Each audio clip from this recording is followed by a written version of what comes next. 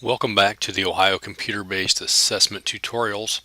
This tutorial will focus on the fourth grade social studies assessment.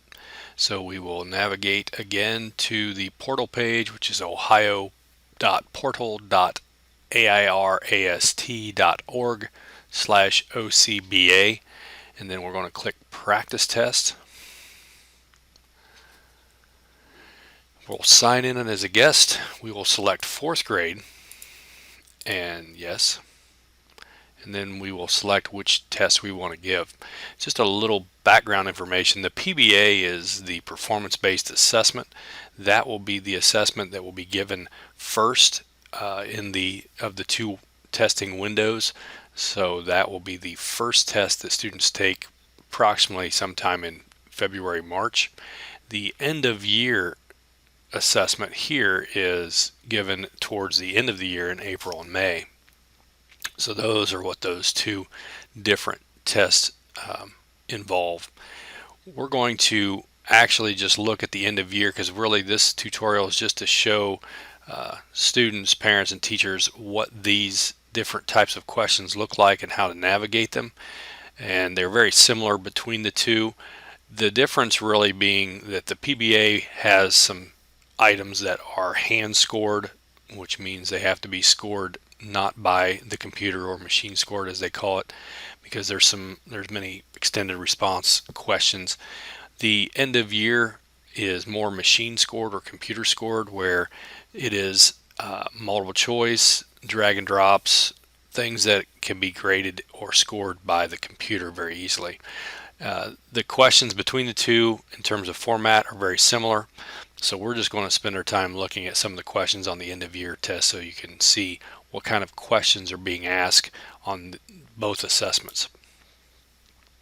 This just kind of allows you to choose the settings. We're not going to really worry about that at this point, but we're just going to hit select. And it just kind of summarizes all those settings that you indicated, and you go ahead and start your test. At the beginning, there will be a test instruction page which kind of gives you some tutorial over how to navigate the test, which is good for students if they've never seen it. But we're going to go ahead and just begin test now. Once you do that, you will see the testing platform. This is exactly what the students will kind of see when they log into their test. You'll notice there's navigation buttons up here for next, back, pause, end the test. Over here they can actually write notes. They can use a line reader. They can zoom in and out if they have a visual impairment. So these are the different tools that are available to the students. So you notice the first question here is just a typical multiple choice. They just select the answer. I'm not going to look in whether I'm right or wrong, so don't grade me on this. But they will continue to navigate through, again, a multiple choice, but they use this chart as information. Again, multiple choice. So these look straightforward. And then we have a map that they look at and have to answer the question, which again looks like a pretty traditional type of question. We will click through here to get to some of the other newer type of questions. This is where they will just type using the keyboard their short answer. So here's one of the newer items. This is a drag and drop. It's on the causes of the American Revolution. So they want, out of these 4 causes, the student has to identify which were causes of the American Revolution and drag them to the box, and that's how they answer that question. Now this one looks like a multiple choice, but this is where the students have to really read questions because these are multiple selects. So it says select 2 of Ohio's resources that were used as alternative energy sources. And you'll notice they can click 2. It will not allow them to click more than 2. So if they don't want to click that one, they have to unclick it. And that is also a new question because many times most tests that students have taken up to this point usually has one single select. Here's another drag and drop where they will just drag the boxes to the correct location. Here's another one, but you'll notice they need to read the question because it says you do not need to use all of the freedoms shown. So of these 4 freedoms, they're not going to use them all, so because there's only 3 boxes. Again, type your answer, multiple choice with the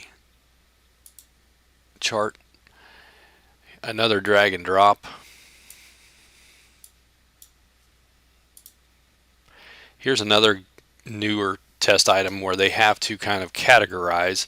So it says select the boxes whether the action will help Calissa buy her bike in 2 months or would not help her. So they have to read these and then check whether it will help or it won't help. So that's kind of a newer item that students may not have encountered before. Multiple choice. Here's another drag and drop, but again, they don't have to use all of them. They have to categorize these by entertainment or safety. So the gas mask,